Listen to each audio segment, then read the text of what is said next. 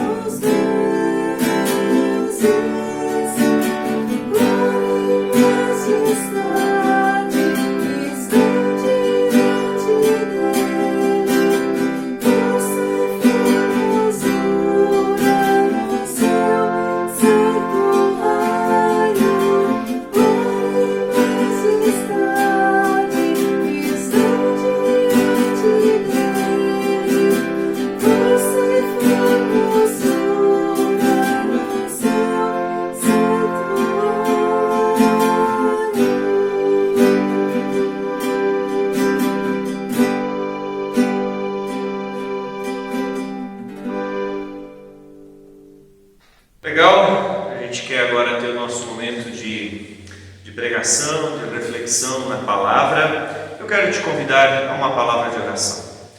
Senhor Deus, nós queremos agora nos ocupar com a Tua Sagrada Escritura.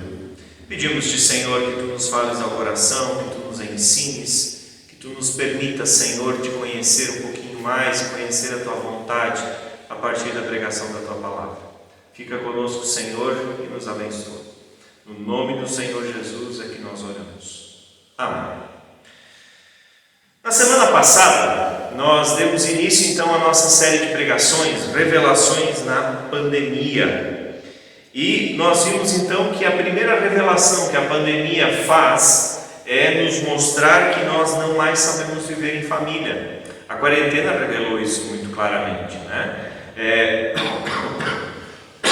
Desculpa, gente, eu ainda estou com a minha tosse alérgica, bem menor do que na semana passada, mas ela ainda está presente. Como vinha dizendo então, a quarentena nos mostrou isso, que nós temos dificuldade em viver em família, nós não sabemos mais, nós desaprendemos isso. E isso porque nós estamos afastados de Deus, o Criador da família. Nós não mais estamos vivendo na intimidade com esse Deus, por conta de deixarmos a vida seguir o seu fluxo sem a presença, a companhia de Deus. Tem gerado o caos que tem gerado, com pandemia ou sem pandemia. Só que na quarentena isso ficou ainda mais acentuado.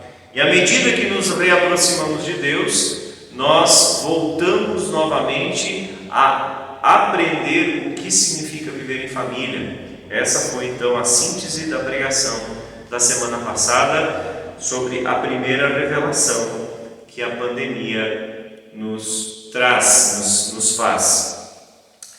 E pensando um pouquinho mais sobre essa temática, sobre essa série de pregações, revelações na pandemia, nós chegamos a uma segunda revelação que a palavra nos faz diante dessa situação toda que nós vivemos.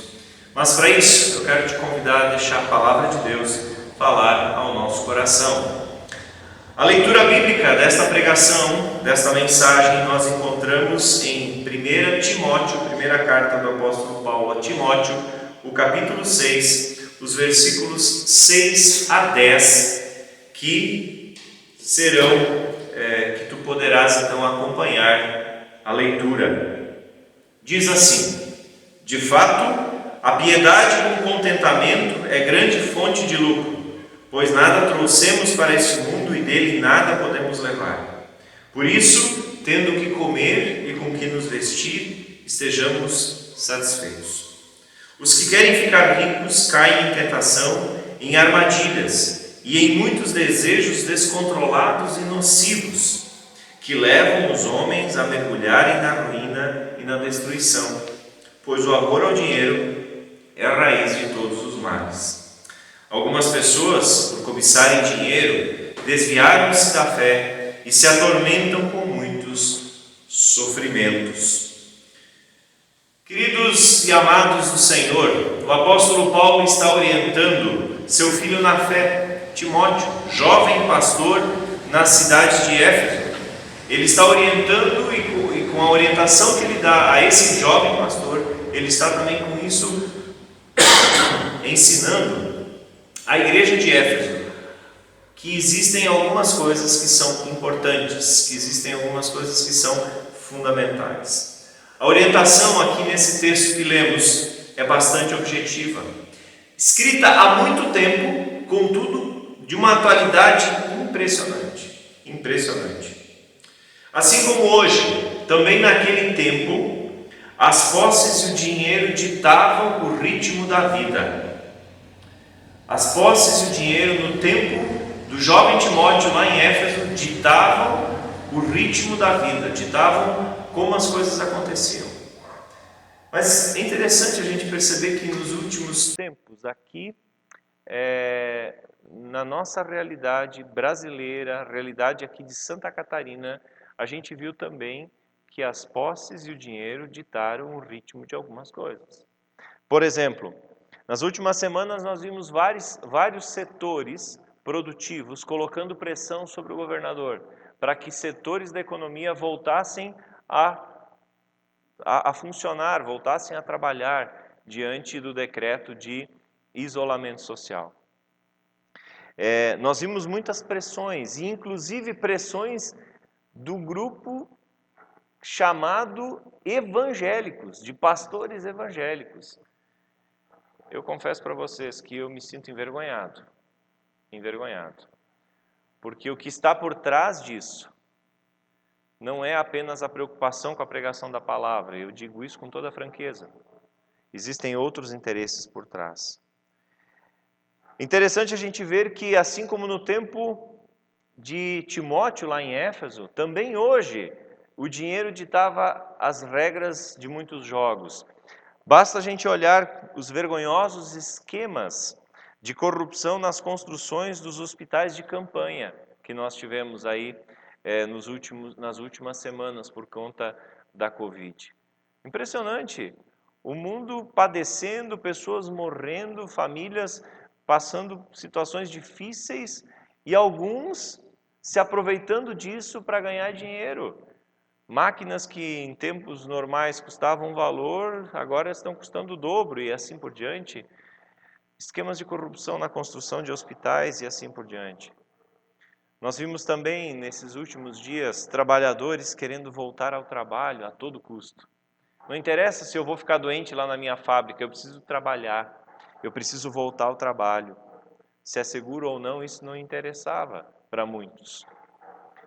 E interessante também a gente prestar atenção em algumas conversas nesses últimos tempos. A discussão girava em torno se nós vamos morrer de doença ou se nós vamos morrer de fome. Eu confesso para vocês que quando eu ouvi alguém dizer morrer de fome, isso me incomodava por demais, isso me incomoda por demais. Por quê? Porque, olha, a gente tem muito mais do que a gente precisa para viver. E morrer de fome é um extremo que nós, na nossa realidade aqui local, com algumas exceções, obviamente, a gente não pode falar dessa forma. É muito extremo isso.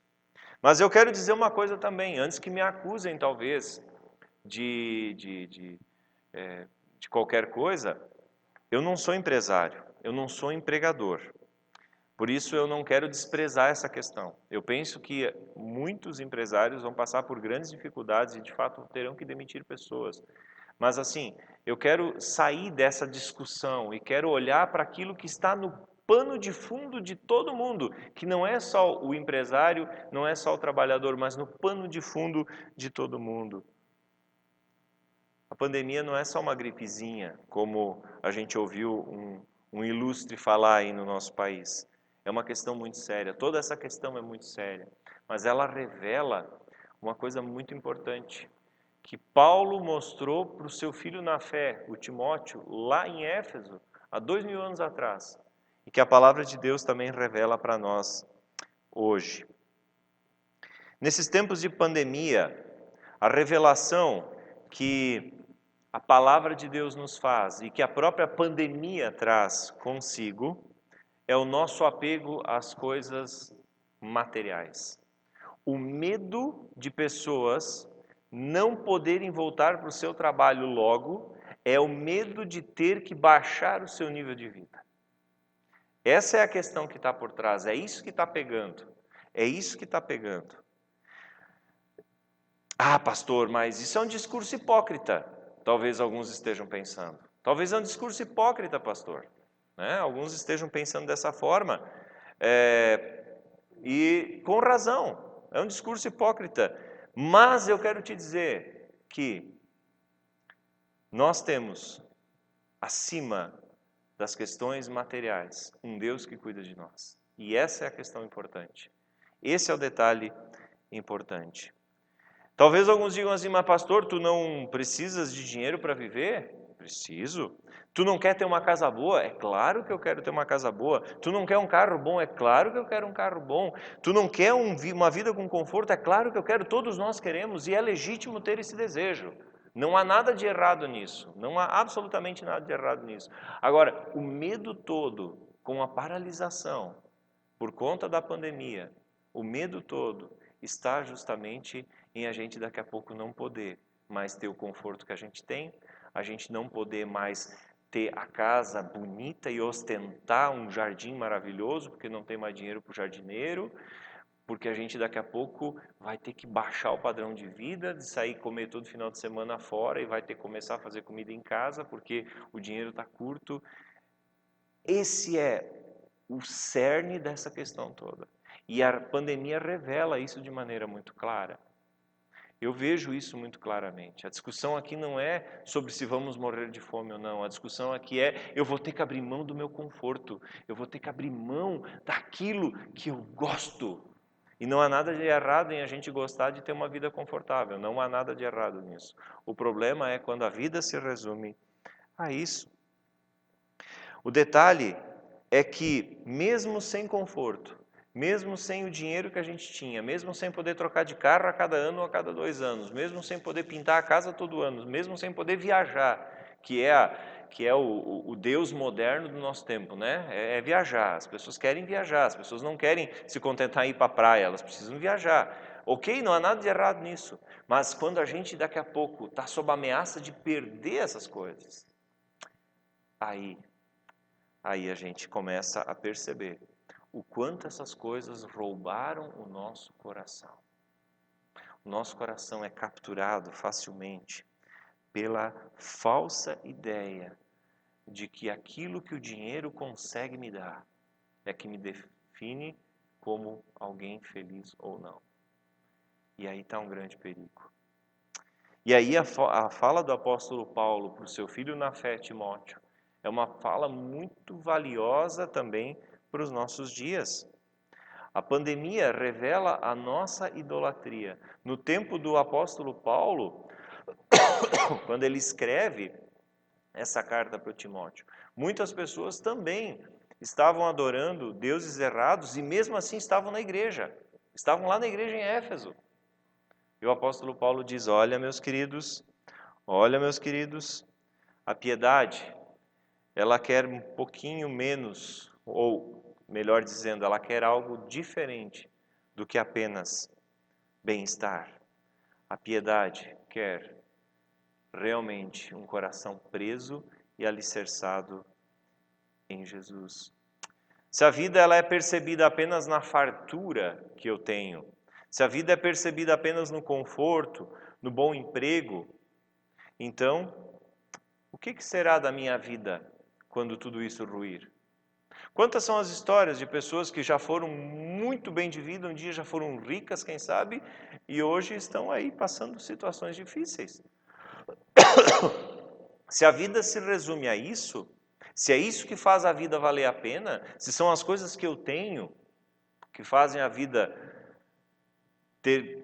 ser um motivo de risada, ser um motivo de sorriso, então alguma coisa está errada.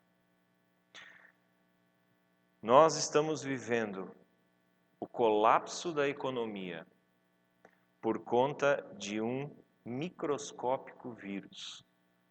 Isso é gozado, né? Isso chega a ser uma ironia sem precedentes na nossa geração. Um vírus está nos levando à ruína, ao colapso, e muita gente está colapsando junto. Mas por quê? Porque diante da ideia de que eu posso perder meu emprego, de que eu posso ter que baixar meu nível de vida, de que eu vou ter que abrir mão, talvez, de algumas coisas, a vida colapsa junto. Queridos, Deus não quer que seja assim. Não, Deus não quer que seja assim. Sabe por quê? Eu acho que o apóstolo Paulo nos dá a resposta também no versículo 7, quando ele diz assim: nós nada trouxemos para a vida e nós nada podemos levar. Impressionante isso, impressionante. A gente que diante de uma pandemia, diante do isolamento, diante das empresas fechadas, do comércio fechado, da não possibilidade de trabalhar, nós que ficamos preocupados, como é que nós vamos viver, como é que nós vamos sobreviver, nós esquecemos disso.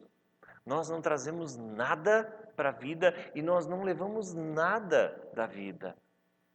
Do jeito que chegamos, nós vamos. Tudo que nós lutamos para ter vai ficar para alguém. E que talvez não vai dar o devido valor que o suor da gente merece. Nada trouxemos e nada podemos levar. Nada trouxemos e nada podemos levar. E a correta percepção da vida, de acordo com o apóstolo Paulo, tem a ver com a constante lembrança de uma verdade. A verdade de que nós nada trazemos e nós nada levamos, mas também a verdade de que a gente pode ser contente, feliz, pleno, realizado, cheio, completo, íntegro, tendo o que comer e vestir. E aí, eu fico pensando na nossa mania, a mania humana, tua, minha, de cada um de nós acumularmos coisas. Quanta coisa a gente tem em casa que a gente não precisa. Quanta coisa a gente tem que a gente não precisa. Alguém abre o seu guarda-roupa e diz, nossa, não tenho roupa, mas lá tem pelo menos umas 5 camisas. A gente precisa de tanto. Eu não estou dizendo, queridos, que a gente agora deve simplesmente andar com uma... Não, por favor, não me entenda mal. Mas assim, a gente precisa entender que dá para ser feliz com muito menos, quando a gente tem a consciência de que a gente nada traz, a gente nada leva, e de que a gente pode ser feliz com bem menos do que a gente tem. Eu acho muito interessante o Richard Foster escreveu um livro, Celebração da Disciplina. E um dos capítulos do livro ele dedica para a vida simples. Gente, quando eu li aquilo essa semana, quando eu li esse capítulo, eu pincei ele do meio do livro, eu estou lendo o livro no começo, mas eu pincei aquele capítulo, eu fiquei envergonhado, porque eu também sou assim, acumulador. A gente não precisa de tanto. As minhas coisas que eu tanto gosto, o dia que eu partir, os meus filhos provavelmente vão doar para alguém. Quem sabe uma ou outra coisa vão pegar para si, mas o resto vai adiante. A gente pode ser bem feliz com menos. Essa é a grande verdade. E a pandemia revela justamente isso, de que nós somos apegados às coisas materiais. E o medo que envolve toda essa conjuntura de economia não é apenas sobre perder emprego, mas é sobre eu ter que abrir mão das coisas que eu gosto. Eu entendo, gente, por favor, eu não sou nenhum ignorante, eu entendo que pessoas estejam preocupadas de fato. Por quê? Porque dependem do seu salário para pagar a sua casa, financiamento e assim por diante. É óbvio, eu entendo isso perfeitamente. Eu também preciso dos meus vencimentos para poder pagar as minhas contas. Mas assim, é uma preocupação com coisas que nós não vamos levar. E tem um outro detalhe, o apóstolo Paulo só diz isso no versículo 8, né, que se nós tivermos para comer e vestir, estejamos contentes. Ele diz isso, sabe por quê? Porque ele vai buscar na fonte que dá esperança para ele, que é Jesus Cristo de Nazaré. Se a gente olha para Jesus, a gente vê que ele viveu de fato aquilo que ele disse lá em Lucas capítulo 9, versículos 57 e seguintes, onde ele diz, olha, o Filho do Homem não tem onde reclinar a cabeça. Claro, a gente pode dizer, mas ele era filho de Deus, o Todo-Poderoso, é óbvio. Mas Jesus nos ensinou o modelo, Jesus nos mostrou o modelo de como fazer para viver uma vida feliz e dependente do Pai. Queridos, na experiência dos primeiros cristãos, e isso a gente pode conferir lá no livro de Atos, a gente vê isso na prática. Eles vendiam as suas propriedades e dividiam tudo entre todos para que todos tivessem o mínimo necessário. Deixa eu dizer uma coisa aqui. Por que os primeiros cristãos faziam isso? Os primeiros cristãos, lá no livro de Atos, capítulo 1, 2 e 3, eles faziam isso porque eles acreditavam que Jesus estava voltando logo. Então não fazia sentido eu ter uma propriedade enquanto pessoas estavam passando fome ao meu redor. Então eu vendia, dividia com todos e todos podiam aguardar a volta do Senhor de barriga cheia com dignidade. Gente, não é assim. Mas a gente precisa entender que a gente precisa aprender o que é desapego. Esse é o grande detalhe. Nós somos uma geração de cristãos que é apegada. Não ao Deus Todo-Poderoso que cuida de nós, que nos dá o pão de cada dia, que nos presenteou essa semana com um pouquinho de chuva, mas foi chuva, que nos presenteia com ar para respirar, com a vida, com um novo dia. A nossa geração é uma geração apegada às coisas que nós conquistamos com o nosso suor, com o nosso trabalho. A necessidade de acumular, de garantir, de se apegar ao material revela algo que está muito escondido na nossa vida, que está escondido nas entranhas da nossa alma. Sabe o que é? a suspeita de que Deus não cuida de nós. Eu penso que muitos cristãos, quando leem a Sagrada Escritura, dizem, mas isso foi para aquele tempo. Não, não foi para aquele tempo. O Deus que cuidou do povo de Israel no deserto durante 40 anos, o Deus que cuidou de Jesus Cristo, o Deus que cuidou dos discípulos, o Deus que cuidou da primeira igreja, o Deus que cuidou do mundo até hoje, é o mesmo Deus que vai cuidar de nós enquanto estivermos na pandemia e quando a pandemia tiver terminado também. Queridos, a segunda revelação que a pandemia nos faz é que nós somos muito materiais e pouco vivenciais. Muito materiais porque queremos ter. E a ideia de não ter nos assusta, amedronta e nos faz perder a segurança. Mas nós precisamos reaprender a sermos vivenciais. Não materiais, mas vivenciais. Vivenciais do quê? De uma vida simples. De uma vida simples. Nós trocamos coisas que não precisamos trocar. Nós compramos coisas apenas para ostentar. Nós ostentamos marcas de roupas, calçados e assim por diante, porque queremos com isso mostrar algumas coisas. Deus nos chama, em meio à pandemia, a vivenciar o cuidado dele. A palavra nos diz que aquele que crê em Deus não passa fome. Não passa fome. E olha, eu não sou adepto da teologia da prosperidade. Não é isso. Quando a gente vive com Deus, a gente tem tudo o que precisa. Não é isso. Mas eu creio num Deus que cuida. Um Deus que vai continuar sendo Deus antes, durante e depois da pandemia. E que vai me dar aquilo que é necessário para uma vida digna. E vem cá, entre nós, o que é necessário para uma vida digna? Bem menos do que a gente tem, não é verdade? Bem menos do que a gente tem. A palavra de Deus também nos desafia, e com isso eu quero ir chegando ao final, a nós não sermos irresponsáveis. É óbvio que se a gente pode guardar um dinheirinho, a gente deve guardá-lo, né? Não deve ficar torrando à torta e à direita, como muitos fazem.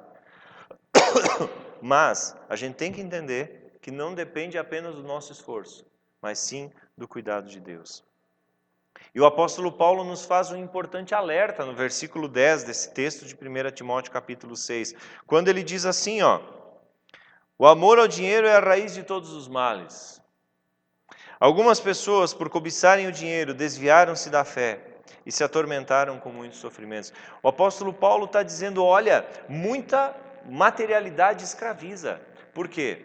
Porque daqui a pouco eu tenho uma casa. Beleza, eu quero comprar mais uma casa para poder alugar. E aí daqui a pouco eu preciso trabalhar para manter a minha casa e a casa que eu quero alugar.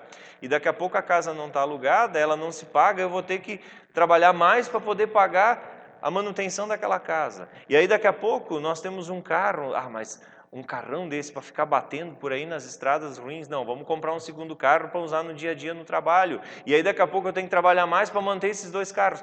Tu me entende? A materialidade gera escravidão. E nós estamos ultimamente, nos últimos anos, vivendo tempos muito bons no Brasil. E nós estamos cada vez mais escravizados da materialidade. Sabe, a gente às vezes é tentado a entrar em coisas, a comprar coisas, só porque é a moda.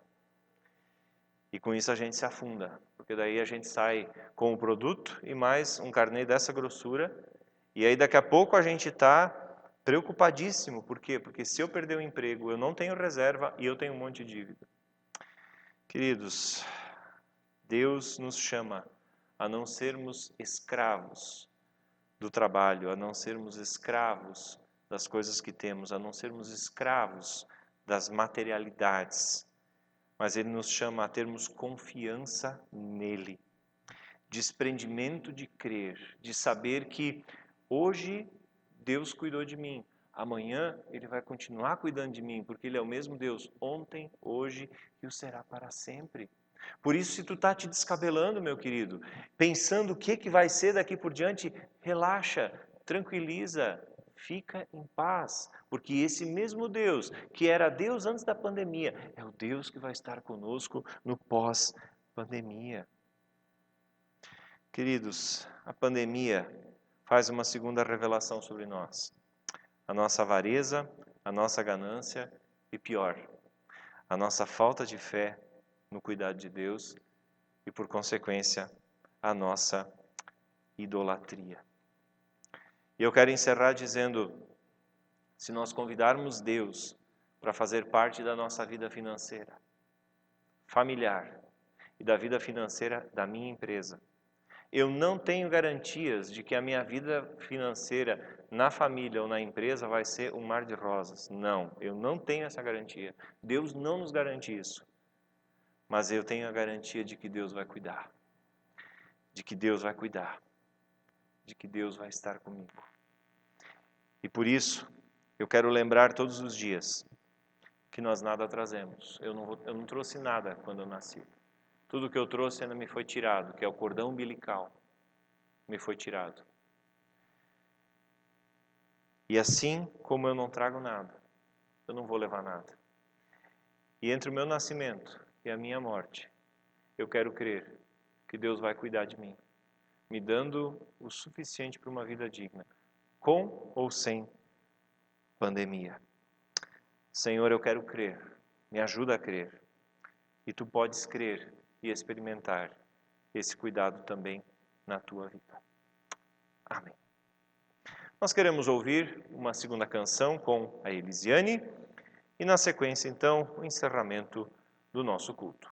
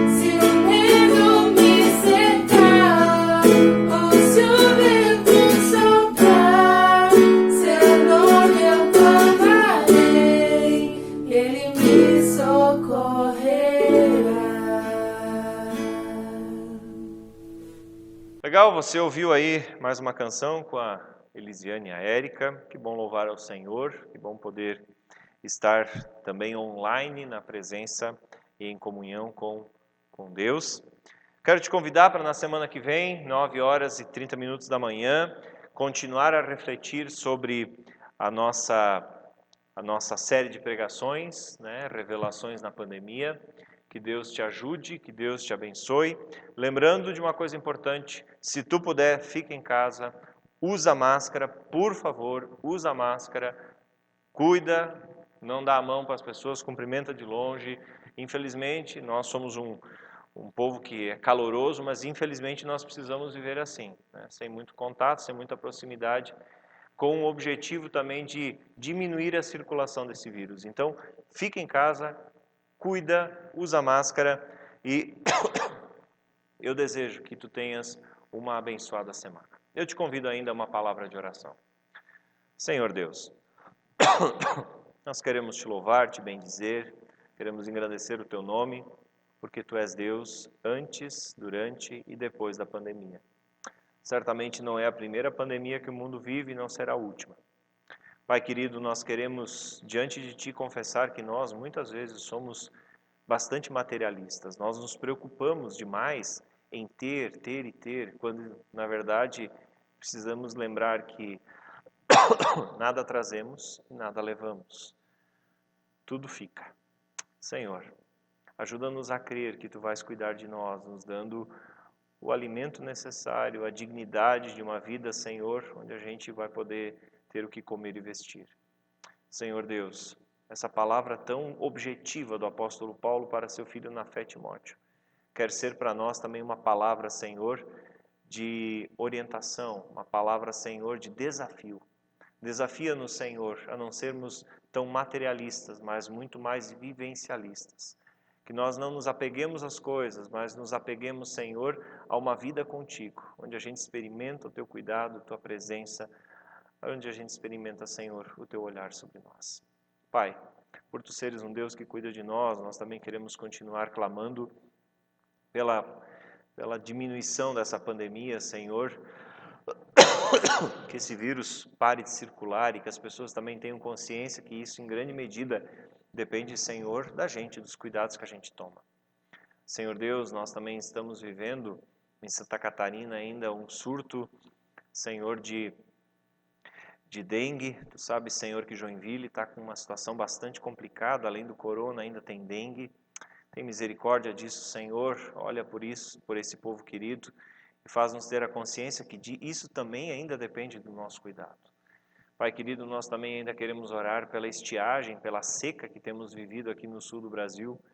Deus, nós temos situações aí onde as coisas estão críticas, muito críticas, Senhor, no quesito água. Pai, que possa voltar a chover na nossa terra, que possa, Senhor, voltar o céu a trazer nuvens e essas nuvens chuvas para irrigar a terra, fortalecer os mananciais, as nascentes d'água e trazer novamente, Senhor, vida nova para os nossos rios e ribeirões. Pai querido, nós entregamos tudo em Tuas mãos e nós pedimos a Tua bênção sobre nós. Que a bênção de Deus, o Todo-Poderoso, Pai, Filho e Espírito Santo, esteja conosco e nos abençoe. Amém. Dessa forma nós encerramos o nosso culto, nós ainda ouvimos mais uma canção com a Elisiane e na sequência então nós temos o nosso culto oficialmente encerrado. Um forte abraço e até a próxima. Olhe para